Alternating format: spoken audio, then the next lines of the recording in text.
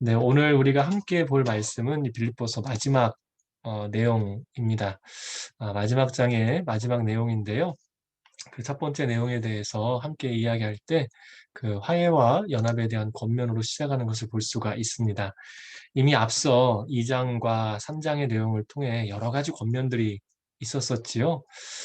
그리고 기쁨과 평강의 성숙한 신앙생활에 대해서 설명하고 난 뒤에 그리고 이제 이들 가운데 이야기하는 한 가지가 있습니다. 바로 교회 안에 있었던 특별한 한 가지 일을 이야기하며 이와 같이 권면을 하는 겁니다.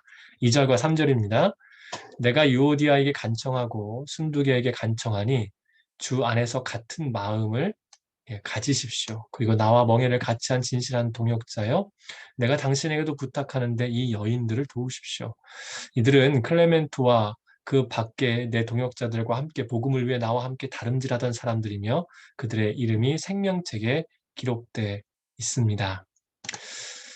우선 여기서 우리에게 주는 몇 가지 이름들이 있지요. 권면하는 두 사람이 나오는데요. 이미 잘 보신 것처럼 유오디아 그리고 순두개라는 이름이 나옵니다.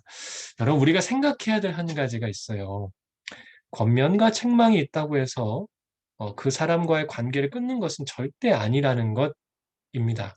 권면과 책망은 우리가 아는 것처럼 오히려 그들과 더 가까워지고 그들을 위하는 마음으로 하는 것일 수 있다라는 것이죠. 그런데 제가 왜 이 이야기를 굳이 이 시간에 하냐면 우리가 누군가로부터 권면을 받을 때 우리 안에 심각하게 고민하게 되는 것이요. 결국 저 사람과의 관계를 끊을까에 대해서 생각하는 경우들이 생각 외로 많다라는 겁니다. 쉽지 않은 일이지만 이 권면이 왜 그리고 무슨 의중으로 왔는지를 생각하는 것이 우리에게 좋을 것입니다. 제가 왜 이렇게 이야기를 하냐면 여러분 이 편지는 이미 서론에서 말씀드린 것처럼 빌립보 교회뿐만이 아니라 이 데살로니가 지역에 있는 교회들에게 썼던 편지라는 것이죠. 그러니까 이게 단순히 빌립보 교회만 보는 서신은 아니었었습니다. 그럼 요디아와 순두계라는 이름이 교회에서도 읽혀지게 되고 또 다른 교회들까지 전달이 되는 것이죠. 여성들이 이러한 상황에 접했을 때 그들이 가지게 될 수 있는 마음의 상태는 어떨까요? 남성들은 대부분 조금 더 쉽게 털어내기도 합니다만 여성분들이 조금 더 섬세하고 관계에 지향적이기 때문에 어려울 수 있다라는 겁니다. 그럼에도 불구하고 사도 바울이 이와 같이 썼고 이후에 빌립보서의 다른 후속 편지가 기록되지 않은 것을 보아서는 혹은 다른 편지들의 이에 관련된 내용으로 다른 내용을 쓰지 않은 것을 보아서는 이 두 사람이 이 내용을 잘 받아들였다라는 것을 추측해 볼 수가 있는데요.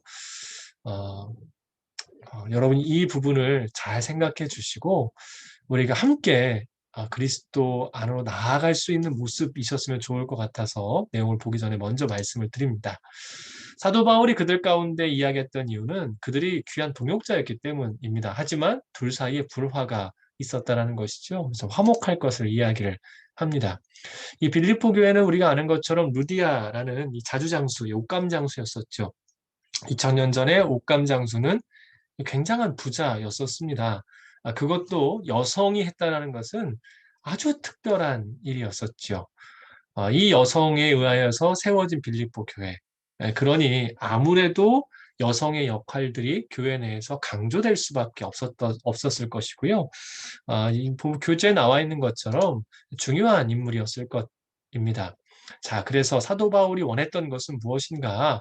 비난이 아니라 이 3절에 나와 있는 내용처럼 그들이 얼마나 수고하고 귀한 사람인지, 그래서 무엇입니까? 판단과 정죄보다 예체의 화합, 복음을 위하여 다시금 온전케 되라라는 말을 이어가는 것이죠. 그러면서 주는 말씀이 무엇입니까? 같은 마음을 가져라라는 이야기입니다.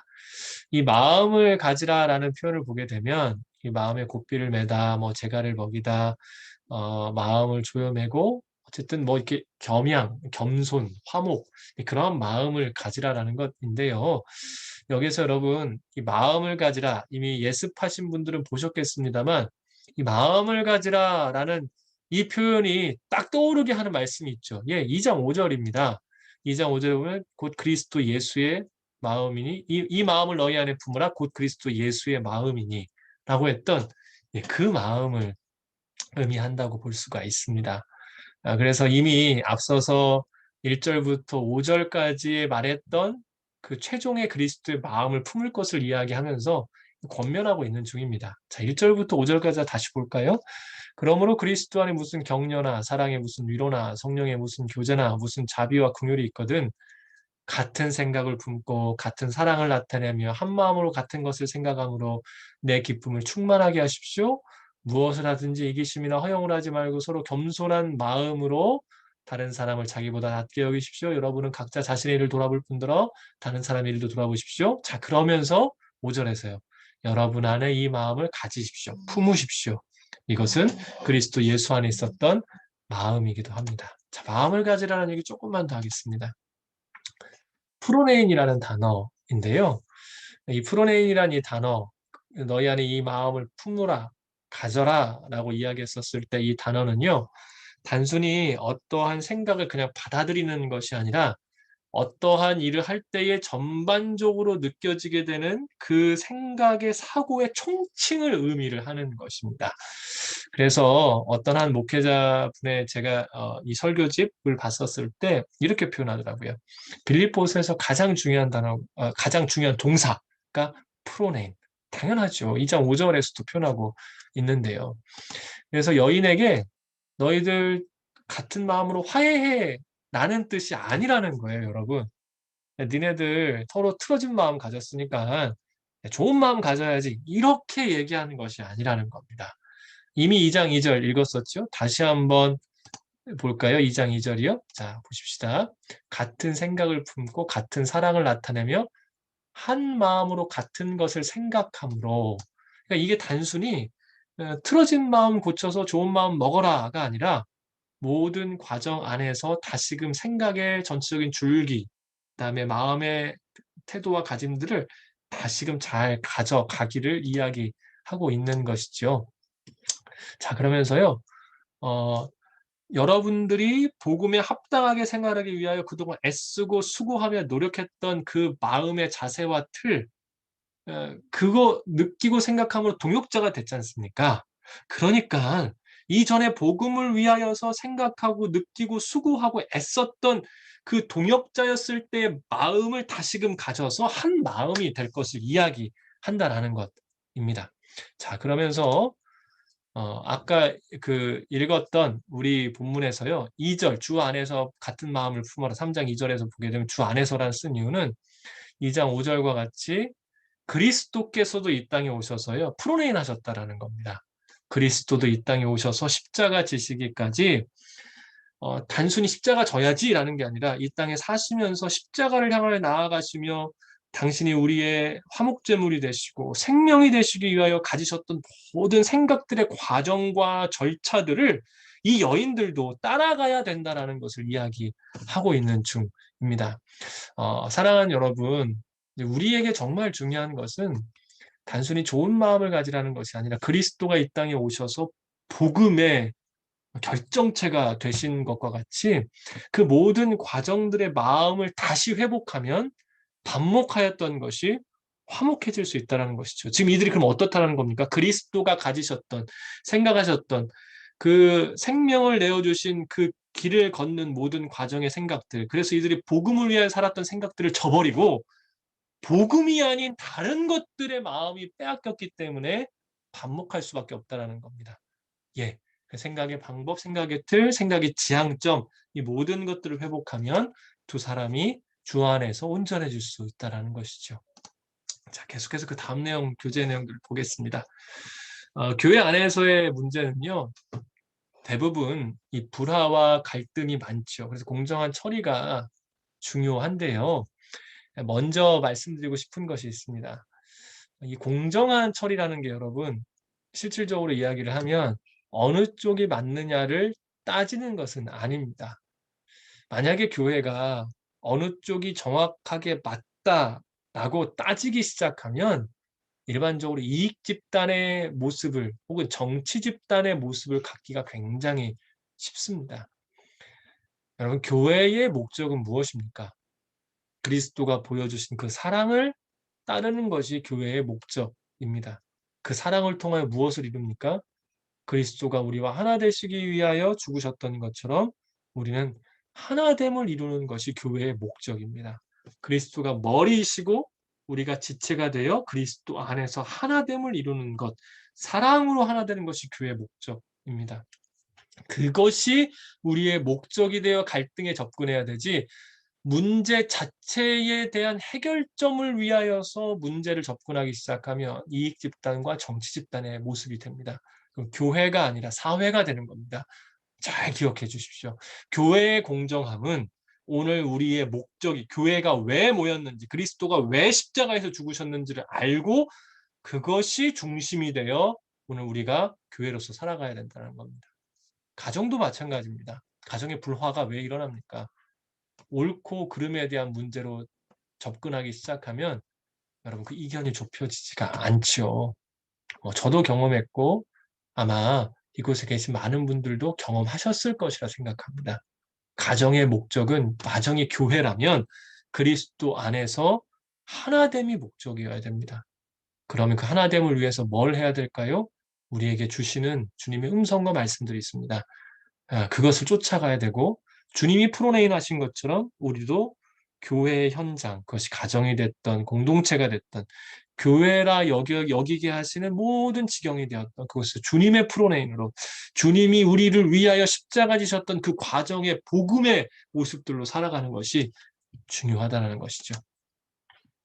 자, 이제 3절 내용 좀 봅니다. 나와 멍에를 같이 한 진실한 자, 누군지 모르지만 동역자이고 영향력 미치는 그들을 뜻하는 단어이고요. 여기서 이제 멍에는 잘 아시죠? 넘어가도록 하겠습니다. 그래서 복음을 위해 함께 정진해서 결합된 귀한 사람들임을 저렇게 이제 나의 멍에를 같이 했다. 이렇게 표현하는 부분입니다. 이 두 여인이 생명책에 기록되었다. 여러분, 두 사람이 싸웠다고 해서 져버리는 거 아닙니다.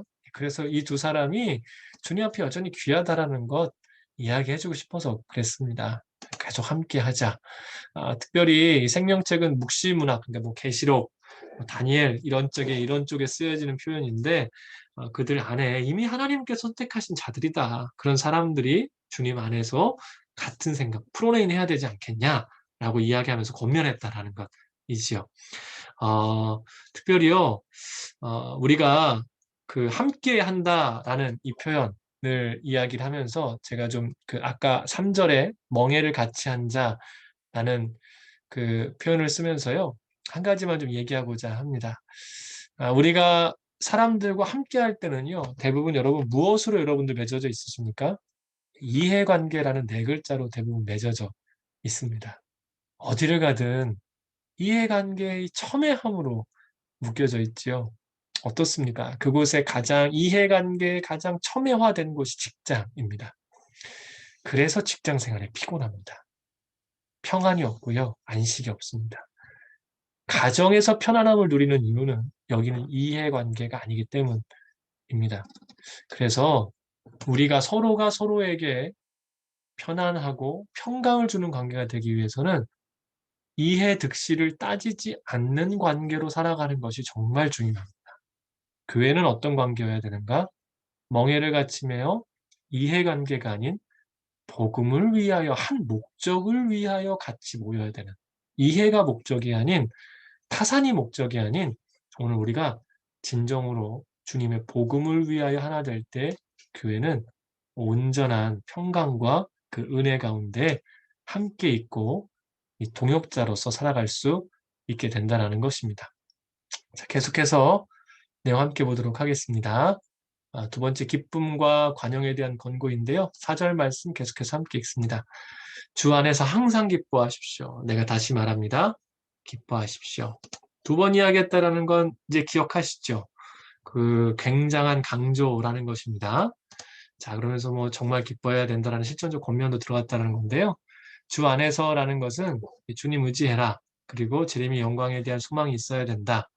항상 기뻐한다라는 것은 주 안에서만 이 항상 기쁨이 있을 수 있는 것인데요.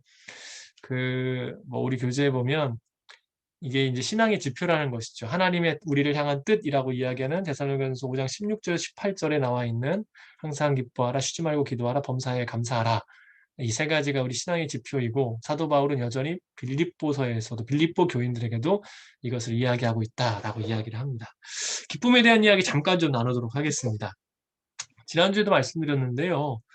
여러분, 기쁨, 우리 안의 감정은 외부적으로 오는 어떠한 것에 대한 반응, 내가 가지고 있는 생각의 틀, 가치관의 틀에 따라 반응하는 양상을 감정이라고 일반적으로 표현을 할 수가 있겠습니다. 자, 그래서요, 우리 안에 항상 기뻐하고 진정한 기쁨이 있기 위해서는 복음으로 인한 온전한 믿음이 필요하고, 이것이 필요한 이유는 이 복음으로 인한 온전한 믿음이 우리의 기준이 되고 가치가 되어야지만이 우리의 해석이 온전할 수 있기 때문에 그렇습니다. 한번 여쭤보겠습니다. 여러분, 우리에게 예수 그리스도는 어떤 분이시죠? 정말 주님을 볼 수만 있다면 그 주님의 영광에 들어간 예수 그리스도 이름이 우리에게 소망이고 생명이고 기쁨이지 않습니까? 그런데요, 지나가는 믿지 않는 사람들에게 예수님이 어떠십니까? 라고 물어보면 미쳤다라고 이야기하겠죠. 예수님의 재림이요? 우리에게 당신 정신 나갔다고 이야기할 겁니다. 하지만 어떻습니까? 믿음을 가지고 있는 우리가 온전한 기준으로 나아갈 때에 그것은 가장 큰 기쁨이고 영광입니다. 결국 주 안에서 기뻐하라는 것은요, 그리스도로 인해서 기뻐하라는 것이고 그 안에 있는 것을 발견함으로 기뻐하라는 것인데, 온전한 믿음을 가지고 주님 안에 거함으로 인해 그 기준이 우리의 삶을 주장하고 나의 생각과 마음과 감정을 주장함으로 인해서 참으로 기뻐할 것을 기뻐하라는 것이 바로 이 주 안에서 항상 기뻐하라는 겁니다. 믿음이 없이는 주님 안에 거할 수 없고, 이 믿음이 우리 가운데 온전한 기준을 정해주고 그리스도 안에 있어 동행함 가운데 주시는 그 참된 온전한 기준으로부터 오는 주님 안에서만 누릴 수 있는 기쁨을 누리라라는 것이지요. 여러분, 그러하기를 소망합니다. 자, 이제 5절 말씀 계속해서 읽어보도록 합니다. 여러분의 관용을 모든 사람들에게 나타내 주십시오. 주께서 가까이 계십니다. 관용을 호소하는데요, 나타내랍니다. 관용이 뭡니까? 자신의 우위성, 권리를 주장하지 않는 상태, 아무튼 뭐 이렇게 품는 겁니다. 관용. 잘 아시죠? 여기서 중요한 것은 다른 사람 잘못 지적하지 말고 좀 배려해줘라 라는 이야기입니다. 관용은 예수님의 속성인데요. 나 중심이 아닌 남을 위한 삶, 이 복음주의적인 증거. 맞죠? 예수님이 우리의 복음의 실체이신데 그리스도가 어떠한 삶을 사셨습니까? 마가복음 10장 45절, 인자가 온 것은 자기를 인자가 온 것은 섬김을 받으려 함이 아니라 도리어 섬기려 하고 많은 자기의 목숨을 많은 사람들의 대속물로 주기 위하셨다라고 이야기를 합니다. 주님은 목적이 명확하셨어요. 주님 자신이 아닌 우리의 죄를 위하여, 죄인들을 위하여. 그 단 한 번의 기적도 자신을 위해 쓰지 않으셨다라고 이 말씀을 드렸었죠. 그래서 관용은 남을 품어주는 것은 그리스도의 모습이라고 이야기할 수가 있겠습니다. 원어적으로 보면요, 이런 의미가 있어요. 엄격한 재판에 의해 정확한 처벌을 요구하는 대신에 자비를 필요로 하는 상황에 양보하는 재판관의 양보. 그러니까 이미 명확해요. 이 사람은 반드시 처벌을 받아야 되는 상황이라는 것입니다. 그럼에도 불구하고 이 사람이 자비를 받아야 되는 그러한 모습 앞에서 재판관이 그를 양보해 주는 겁니다. 여러분, 여기서 두 가지 의미가 중요합니다. 관용이란 애매모호한 상황이 아니라는 겁니다. 분명히 잘못했고 누가 봐도 그것에 대한 잘못이 명확해서 그것이 법적으로 드러날 만큼의 잘못된 모습이 있다라는 거예요. 그런데 그러한 상황임에도 불구하고 어떻다라는 겁니까? 그 상황을 내가 스스로 양보해서 그것을 덮어주는 행위. 그러니까 상대도 그걸 충분히 알 수 있는 상황까지 갔었을 때에 그를 덮어주는 것이 관용입니다. 주님이 그러셨죠. 우리는 죽을 수밖에 없었는데 우리를 위해 놀라운 사랑을 베푸셨기 때문에 그렇습니다. 그래서 관용의 제일 중요한 이야기를 여러 번 하면 관용은 충분히 이야기할 수 있을 때 그것을 덮어주는 것입니다. 자, 계속해서 내용 보도록 합니다. 자, 관용의 삶 왜 가능합니까? 주께서 가까이 계시게 우리가 읽었던 말씀에서 그 이야기를 명확하게 해주고 있는데요. 정말 중요한 내용입니다. 주님이 가까이 계신다. 이미 말씀드린 것처럼 초대교회 사람들은 늘 주님의 오심에 대해서 염두에 두고 살고 있었어요. 그래서 오늘 우리가 누군가를 심판하지 않고 용서와 화해하는 것은 어떤 이유입니까? 주님의 재림과 심판이 있기 때문에요. 심판은 하나님의 것이기 때문에 그렇습니다. 그래서요, 오늘 우리의 기쁨 무엇입니까? 환경과 상황이 아니라 그리스도를 향한 소망. 주님이 가까이 계신다라는 이것이 우리를 이끌어갈 수 있다라는 것이지요. 지난주에도 말씀을 드렸다고 이야기했습니다만 오늘 우리가 성도의 삶, 복음적인 삶, 말씀에 의한 삶을 살아가기 위해서는 이 관용을 베푸는 삶을 위해서는요. 가까이 계신다. 곧 주님에 대한 그 재림에 대한 진정한 소망이 있어야 됩니다. 여러분 이것이 없이는 관용은 불가능해요. 주님이 오시면 해결하실 것입니다. 주님이 오시면 이 아픔과 억울함과 고통 주님으로 인해 해결될 것입니다. 왜냐하면 그분이 나의 기쁨의 원천이시고 그분은 정직하고 의로운 재판장이시기 때문에 그렇습니다. 사랑하는 여러분, 세상은 눈에 보이는 것을 목적으로 삼지만 하나님의 사람들은 눈에 보이지 않는 것을 쫓아갑니다. 그분이 바로 영광의 주님입니다. 그래서 우리가 늘 점검해야 됩니다. 만약 우리가 성경에서 이야기하는 온전한 삶의 모습을 가지지 못하고 있다면 우리의 시선이 가까이 계신 주님을 바라보지 않고 세상적인 것에 매여 있기 때문에 우리의 여러 가지 모습들이 온전하지 않을 수 있다는 것이지요. 시선을 주님께 바꾸십시오. 그러면 초대교회 교인들이 온전하고 성숙하고 복된 삶을 살았던 것처럼 우리 또한 기쁨과 관용의 삶으로 나아갈 수 있게 된다는 것입니다. 이 놀라운 고백을 한 사람이 하박국입니다. 비록 무화과 나무가 무성하지 못하며 포도나무에 열매가 없으며 감람나무에 수출이 없으며 밭에 먹을 것이 없으며 우리의 양이 없으며 외양간에 소가 없을지라도 나는 여호와로 말미암아 즐거워하며 나의 구원의 하나님으로 말미암아 기뻐하리로다. 이스라엘의 멸망의 메시지가 다가왔을지라도 그래서 17절과 같은 가장 어려운 상황이 있을지라도 나는 여호와께 시선을 둠으로 인해 기뻐한다라는 고백, 우리의 고백이 되기를 소망합니다. 자, 이제 그 다음 말씀으로 넘어갈까요? 너무나 유명한 말씀이지요. 6절과 7절 말씀. 아무것도 염려하지 말고 오직 모든 일이 기도와 간구로 너희 구할 것을 감사함으로 하나님께 아뢰라. 주께서 가까이 계시기 때문에 이렇게 기도할 수 있다라는 것이죠. 특별히 염려라는 단어요. 이 마음이 나뉘다. 정말 중요한 뜻을 적어 놓으셨어요. 마음이 나뉘어서 어려워지는 것이지요.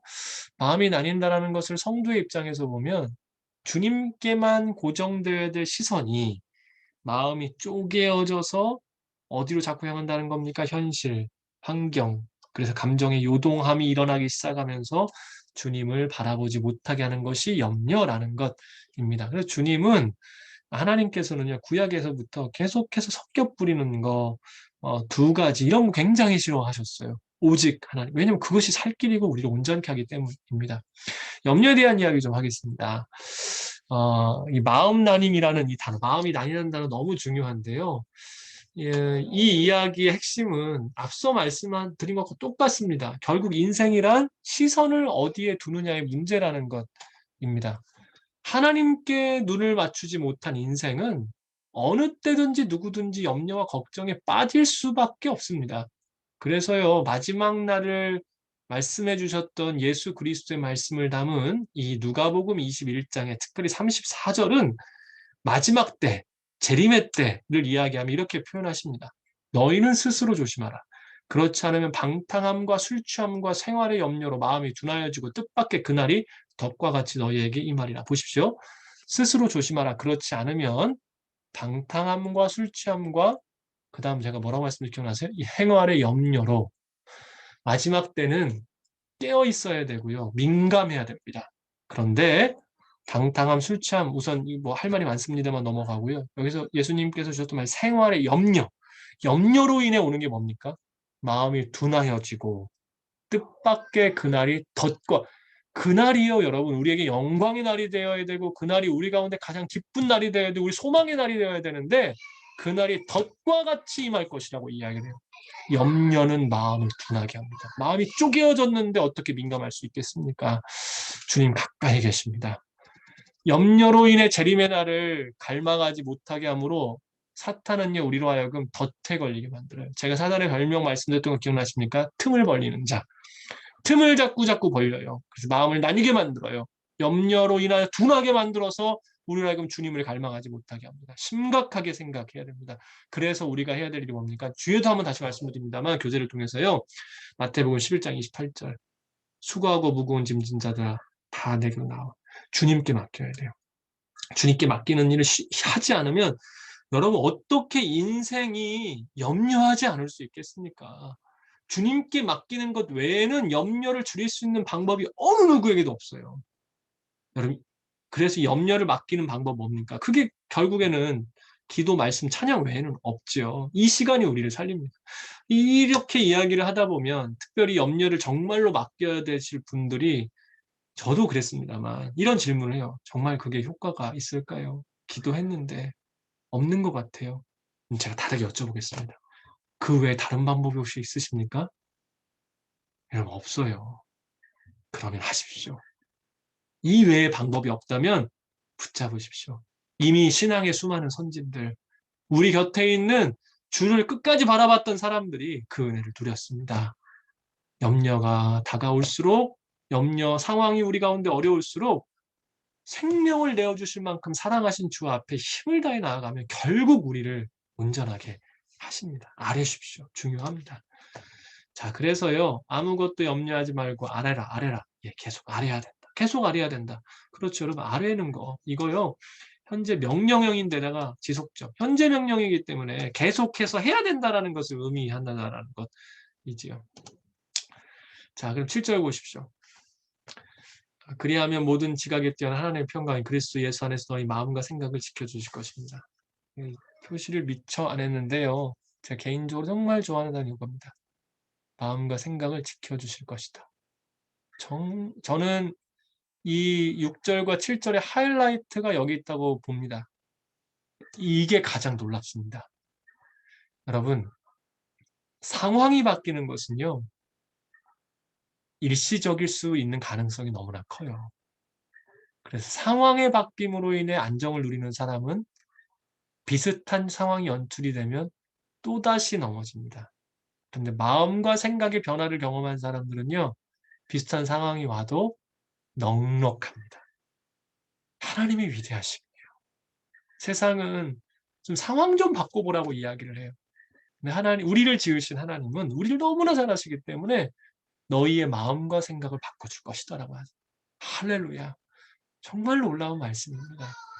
우리가 이 하나님 의지할 수밖에 없지 않겠습니까? 참 놀라우시고 정말 좋으시고 우리를 잘 아시는 분이십니다. 우리의 상황이 바뀌는 거 주님께 아뢰십시오. 하지만 그것을 넘어 우리의 마음과 생각을 바꾸시는 근원적인 은혜를 누리십시오. 인생은 불완전하고 이 땅은 죄로 인해 이미 죄의 어려움들, 죄의 잔여물들이 남아있을 수밖에 없는 현실입니다. 매번 상황이 바뀔 수 없고 나의 잘못이 아니어도 다른 사람의 연약함으로 인해 상황은 늘 어려울 수도 있습니다. 하지만 그때 마음과 생각의 변화를 경험한 사람은 모든 상황 가운데 승리할 수 있기 때문에 그렇습니다. 자, 이제 내용을 좀 더 보도록 하겠습니다.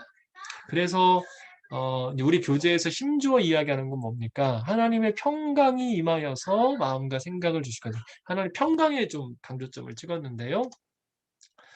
하나님의 평강은 영원한 평안과 안식을 이야기를 한다라고 이야기하고 있고요. 평화, 단순히 사람뿐만이 아니라 모든 것들 가운데 주어 주시는 것인데요. 이 상태가 어떤 상태냐면 평화, 평강이라는 상태는 이 하나님의 능력이 드러나서 모든 것들이 그 안에 하나님의 능력과 질서를 경험하게 되는 상태를 이야기한다는 것입니다. 그 평강은 하나님의 능력이 실제로 드러나 있는 상태가 평화의 상태라고 이야기할 수 있겠죠.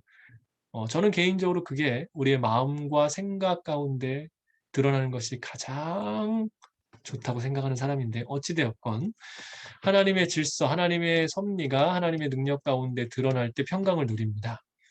어, 하지만 이어 반대로요. 하나님의 능력이 드러날 때 우리는 그 능력 앞에 서게 되면 불완전함을 느껴요. 그래서 평강이라는 게 실제로 어떤 상태냐면 하나님이 하나님 되심을 보이는 딱 그 상태. 하나님에 의하여서 모든 질서가 잡히며 우리 안에 놀라운 일들이 이루어지지만 실제로 그 상태의 우리의 마음은 하나님 그분을 대면하고 있기 때문에 사도 바울의 고백을 한다는 겁니다. 오호라 나는 곤고한 사람이로다. 이 사망의 몸에서 누가 나를 건져내랴라는 이러한 마음이 일어난다는 거예요. 그런데 참 이상합니다. 하나님의 능력이 보며 하나님을 대면하며 오히려 나의 불완전함을 보고 나는 나 스스로에 대해서 굉장히 어려운 마음이 있는데 외적인 상황에는 전혀 미동도 안 하는 상태가 되는 겁니다. 참 역설적인 모습이죠. 그게 진짜 평강입니다. 오히려 우리는 하나님을 대면하여 우리의 불완전한 앞에 나의 모습을 하나님 앞에 진솔되이 고백하면서요. 세상의 일들 가운데에는 전혀 요동하지 않는 것이. 왜요? 그 하나님을 배웠는데요. 세상 일들 가운데 우리 요동하겠습니까? 이유가 없죠. 하지만 그 하나님을 뵐 때에 나의 모습을 바라볼 때 오는 절망감은 단순히 주 앞에 드릴 수밖에 없는 겁니다. 그래서 이 역설 가운데에서 우리는 평강을 누리게 되는 겁니다. 여러분, 그 은혜가 있으시죠? 혹시 그 은혜를 깊이 경험하지 못하신 분이라면 꼭 경험하시길 소망합니다. 자, 계속해서 말씀 보도록 합니다. 모든 생각을 뛰어넘는 뭐 절대적이고 유일하고 독특한 그러니까 하나님 모든 것 초월한 그 하나님의 그 은혜가 임할 것이라는 것인데요. 그래서 이 평강은 아빠와 아버지의 관계가 됐었을 때 우리 가운데 임한다라고 이야기를 하고 있고요. 그 평화를 예수 그리스도를 통해 우리 가운데 주신다라고 이야기를 합니다. 자, 8절과 9절 보도록 하겠습니다. 마지막으로 형제들이여 무엇이든지 진실하고 무엇이든지 경건하고 무엇이든지 의롭고 무엇이든지 거룩하고 무엇이든지 사랑할 만하고 무엇이든지 칭찬할 만한 일이 있다면 거기에 무슨 덕이나 무슨 기림이 있든지 이것들을 생각하십시오. 여러분들은 내게서 배우고 받고 듣고 본 이것들을 실천하십시오. 그러면 평강의 하나님이 여러분과 함께 계실 것입니다. 실천, 그러니까 8절을 실천하고 복음의 삶을 보고 듣고 배우고 본바를 행할 때에 함께 하실 것이다. 그래서요, 2절과 9절을 요약하면 그 주 안에서 우리는 평강을 누릴 것을 권면하고 바울이 본을 보인 삶을 그대로 행하는 것이 신앙의 본질임을 강조한다는 것이죠. 여러분, 꼭 한 가지만 그냥 여기서는 짚고 넘어가십시다. 실천하면 평강이 임합니다. 왜 그럴까요? 예수님이 해주신 말씀에 답이 있어요.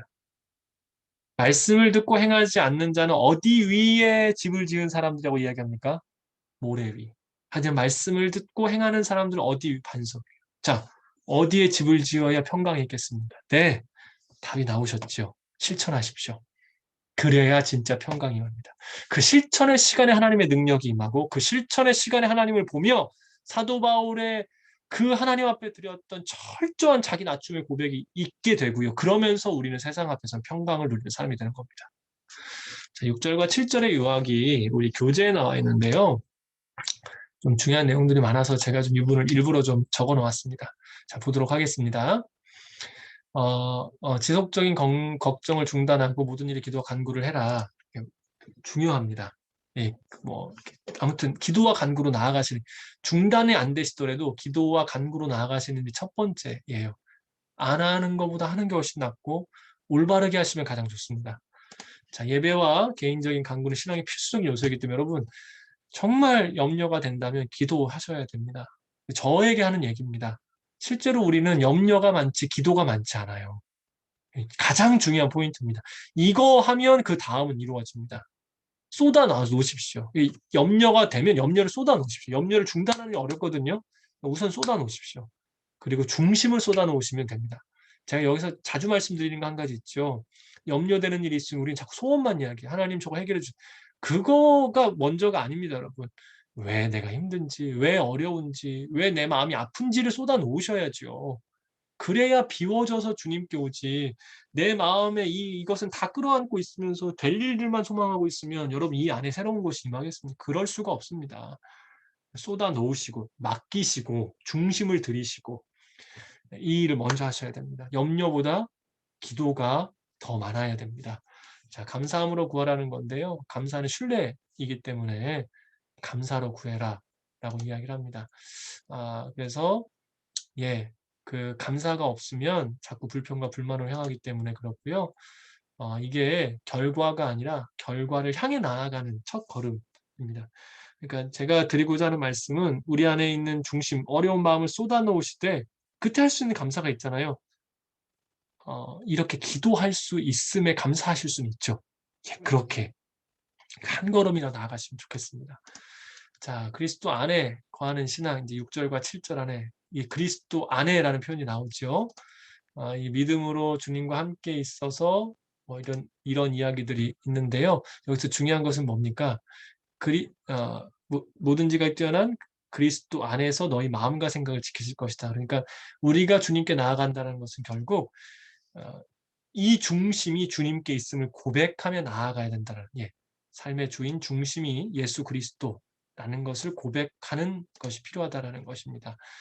자, 그러면서 어떻게 됩니까? 마음과 생각을 지켜주신다. 하나님의 평강이 임한다라는 것 다시 한번 이야기하고요. 예, 평강이 모든 걸 지킨다라는 건 이런 의미가 있다라는 것까지 함께 보시면 좋겠습니다. 꼭 우리의 생각과 마음이 주님 안에서 변화되셨으면 좋겠습니다. 자, 이제 10절 말씀 함께 보도록 하겠습니다. 내가 주 안에서 크게 기뻐하는 것은 여러분이 나를 위해 생각하던 것이 이미 싹이 났기 때문입니다. 이에 대해 여러분이 관심은 있지만 표현할 기회가 없었습니다. 자, 주 안에서 크게 기뻐한다. 그들이 했던 복음의 사역의 동역 때문에 그런데요. 이들이 10절 상반절의 이 내용은 후원 중단되었던 후원이 다시 시작되어서 기뻐하는 겁니다. 여러분 잘 아시죠? 사도 바울이 개인적으로 돈 주는 것 그 필요 없었던 사람입니다. 왜냐하면 자비랑 성교를 했던 사람이죠. 빌립보 교인들의 마음을 알아요. 복음이 흥왕케 되기 위하여 그들이 힘을 다해 도왔다라는 것. 그래서 굉장히 기뻐할 수밖에 없다라는 것이죠. 얼마나 기뻤을까요? 복음에 대한 같은 마음을 품고 그들이 함께 도운 동역자가 있다라는 것. 그들이 이제 그 바울의 투옥으로 인해서 이제 그 복음을 위하여 쓸 수 있는 것들이 없었기 때문에 잠시 중단했던 것을 오히려 사도 바울이 변호해주고 있다라는 것이고요. 어쨌든 사도 바울은 이 일, 그들의 그 모든 모습을 기뻐했다라는 것입니다. 자, 그러면서 너무 유명한 말씀이 나오죠. 내가 궁핍함으로 이런 말을 하는 것이 아닙니다. 당연하죠. 사도 바울이 무슨 돈에 매이는 사람이겠습니까? 나는 어떤 처지에 있든지 자족하는 법을 배웠다. 나는 궁핍에 처할 줄도 알고 풍부에 처할 줄도 압니다. 나는 배부르든 배고프든 풍족하든 궁핍하든 모든 형편에 처하는 비결을 배웠습니다. 내게 능력 주시는 분 안에서 내가 모든 일을 감당할 수 있습니다. 사도 바울은 기뻐합니다. 왜 그렇습니까? 예, 능력 주시는 주님이 계셨기 때문에, 자족의 능력이 있었기 때문에, 주님 때문에 기뻐할 수 있다라는 것이지요. 이 자족이라는 이 단어, 자기 스스로 만족하는 상태인데요. 우리 교재에서 스토아 철학, 스토아 학파 얘기를 좀 해서 혹시 궁금하실까봐 제가 좀 이제 복잡한 얘기를 좀 하려고 합니다. 제 실은 이 장로님께서 더 잘 아실 텐데 이거 제가 이렇게 말씀 그냥 드리겠습니다. 예. 여기 스토아 학파를 그냥 간단히 이해를 하시려면 제논이라는 사람이 창시를 했는데요. 이 사람이 했던 가장 중요한 일은 이전에 있었던 주요한 철학자들의 철학을 집대성했다라는 게 중요합니다. 그러면서 이제 이들 안에 그 이제 기존에 있었던 중요한 철학들이 이렇게 집대성하다 보니까 이들이 정말 중요하게 생각한 게 뭘까요? 철학을 집대성할 정도면 이성에 대하여서 굉장히 중요하게 생각하겠죠. 이게 당연합니다. 그래서 이들에게 그 중요한 것은 정리예요. 정리. 이성을 통한 정리가 잘 되어야 돼요.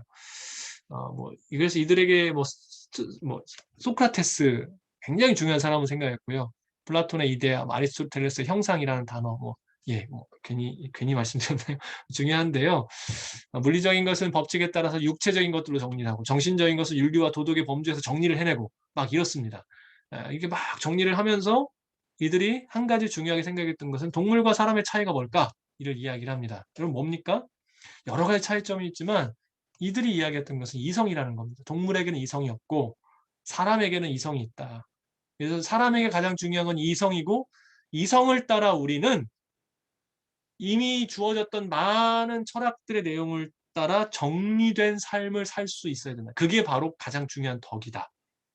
그래서 인간이란 감정적 충동이나 윤리적이지 않고 이성이 위배되는 삶은 굉장히 경망스럽고 좋지 않은 것이고 우리는 그런 감정적 충동, 그 동물들이 하는 그 충동에서 살지 않고 오히려 이성적 사고를 통해 해야 될 것들을 온전히 따라서 사는 삶, 그것이 굉장히 중요하다. 그래서 욕심이란 뭔가? 감정적 충동에 의해서 이루어지는 건데 이성을 따라 사는 그 사람이라는 존재는 무욕, 욕심이 없어야 된다. 이렇게 행하는 사람이 현자다. 그래서 소크라테스를 굉장히 중요하게 했고요. 제논도 중요하게 생각했던 사람이기도 했고요. 뭐 그런데요. 이들이 그걸 막 공부를 하면서 알게 된 게 있어요. 근데 그 사람이 할 수 있겠냐? 사람이 무욕으로 할 수가 있겠니? 그 욕심 없이 스스로 그 감정의 충동 없이 만족하는 삶을 살 수 있겠냐? 라고 이렇게 물어보는 겁니다.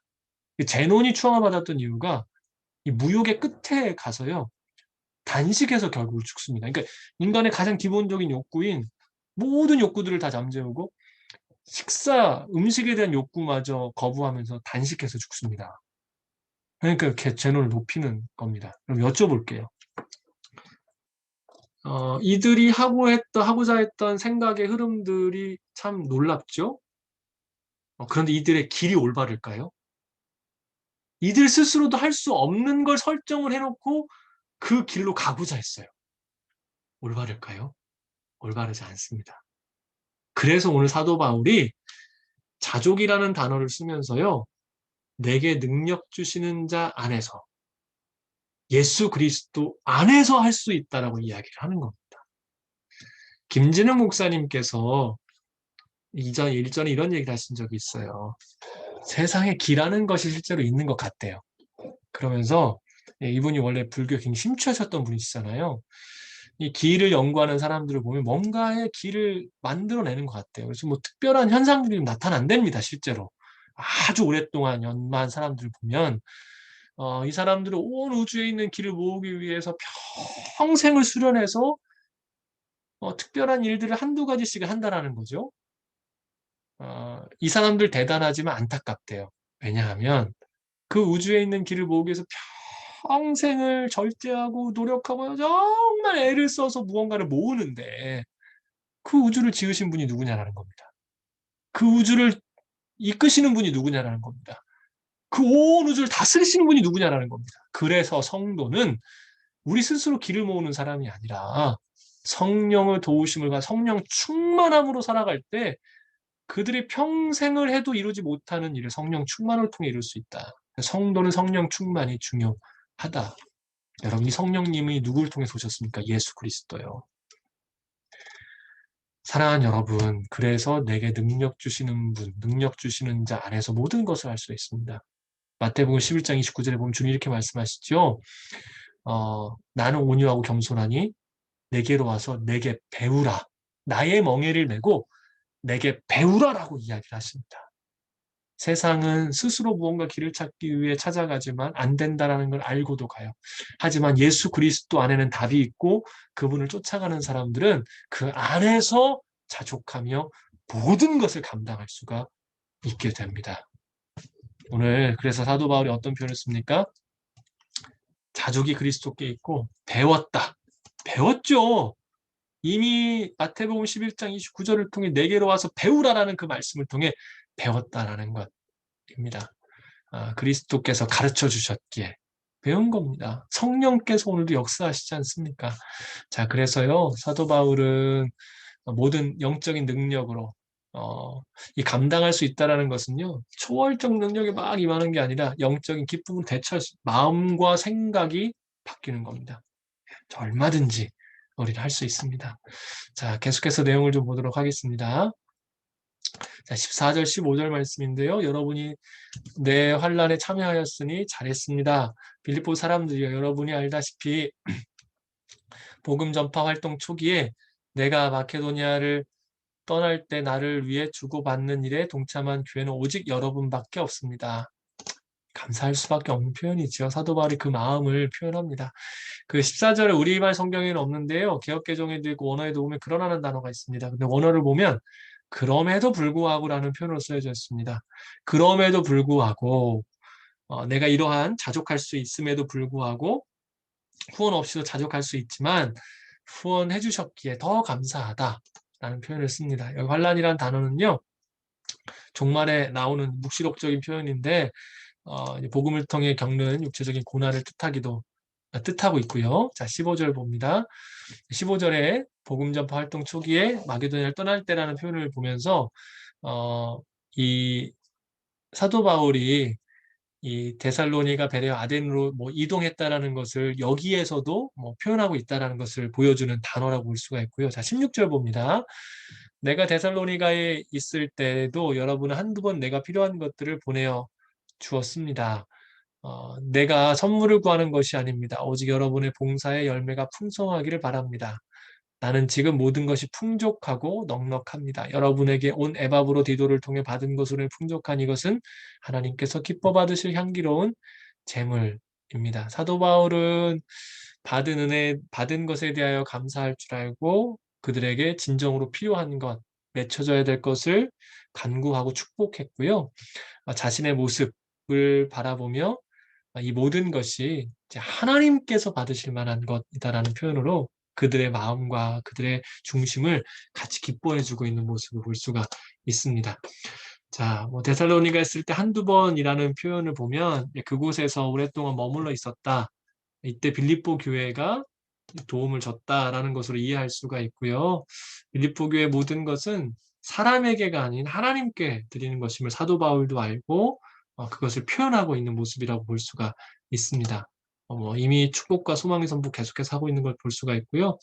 열매라는 내용만 좀 간단히 말씀드립니다. 제가 열매에 대해서 여기에서도 말씀드렸던 것 같은데 여러분 이 열매를 맺었냐 안 맺었냐 딱 한 가지만 보면 압니다. 열매 특징이 뭡니까? 열매는 열매 맺는 나무를 위한 게 아니라고 말씀드렸을 겁니다. 그게 나에게 큰 영광이요, 뭐 이득이 되고 내가 스스로 그것을 다 가지게 되면 여러분 절대 열매가 아닙니다. 열매란 나에게는 영광스럽지만 곁에 있는 이들이 기뻐하는 게 열매입니다. 그래서 우리가 열매를 맺었다는 것은요. 나도 너무 기쁜데 주변에 있는 사람들이 행복해지고 그들이 풍성해지고 풍요로워지고 주변에 있는 사람들이 너무나 기쁘게 되면 그게 열매가 맺었다라고 이야기할 수 있습니다. 그게 열매입니다. 19절 보도록 합니다. 내 하나님께서 그리스도 예수 안에서 영광 가운데 그분의 풍성하심을 따라오는 모든 필요를 채워주실 것입니다. 부족한 가운데도 헌금을 보내준 이들 하나님의 은혜가 임할 것을 선포하고 있죠. 여러분 기대하십시오. 하나님 반드시 채우십니다. 여기에 대해서 드릴 말씀이 너무 많은데 그거 이야기하다 보면 끝이 안 날까봐 여러분들도 아시죠? 하나님 채우십니다. 20절 봅니다. 하나님 우리 아버지께 영광이 무궁하시를 빕니다. 아멘. 마지막 이거 뭐 오타가 나왔네요. 마지막 종결 인사 전에요. 빌립보 성도들을 향해 그 하나님의 영광. 그러니까 이 모든 것이 여러분 어디를 향해야 되는지를 이야기하고 있는 것이죠. 꼭 기억해 주십시오. 이게 사람들께 기뻐하는 건 의미가 없습니다. 결국 주님께 영광이 되어야 됩니다. 그것이 우리 안에 참된 기쁨이고 우리에게도 영광이기 때문에 그렇죠. 자, 21절 그리스도 예수 안에 있는 모든 성도들에게 안부를 전해 주십시오. 나와 함께 있는 형제들이 여러분에게 안부를 전합니다. 뭐 함께 있는 여러 동역자들이 함께 인사한다라는 말을 하고 있고요. 모든 성도들 특히 가이사 집안 사람들이 여러분에게 안부를 전합니다. 뭐 지금 내용 보고 계시죠? 네, 이러한 의미를 담고 있는 22절이고요. 23절, 그 주 예수 그리스도의 은혜가 여러분의 심령에 함께하길 빕니다. 아멘. 종결이 됩니다. 특별히 여기서 교재에서 중요한 내용을 이야기해주고 있는 너희는 복수고 심령은 단수. 그래서 성도들이 한 마음으로 하나 될 것을 다시 한번 이야기하고 있는 것이고요. 서신이 은혜로 시작해서 은혜로 끝납니다. 여기에서 사도 바울이 우리에게 강조하고자 하는 것은 무엇일까요? 우리의 삶은 결국 은혜라는 것이지요. 그 은혜의 근원이신 그리스도로 인해 산다라는 것을 강조하고 싶어서 그렇습니다. 사랑하는 여러분, 주 예수 그리스도의 은혜와 평강이 함께 하시기를 간절히 축복합니다. 오직 은혜로 함께 사십시다. 은혜로 사는 일이 그 무엇보다 중요하고요. 그 은혜로서 우리가 나아가는 일이 그 어떤 일보다 중요합니다. 오늘 우리가 은혜로 그 은혜를 구하고 겸손함으로 주님을 바라볼 때 하나님께서 우리 안에 역사하시는 것들을 보게 될 것입니다. 오늘 내용 여기까지 하도록 하겠습니다.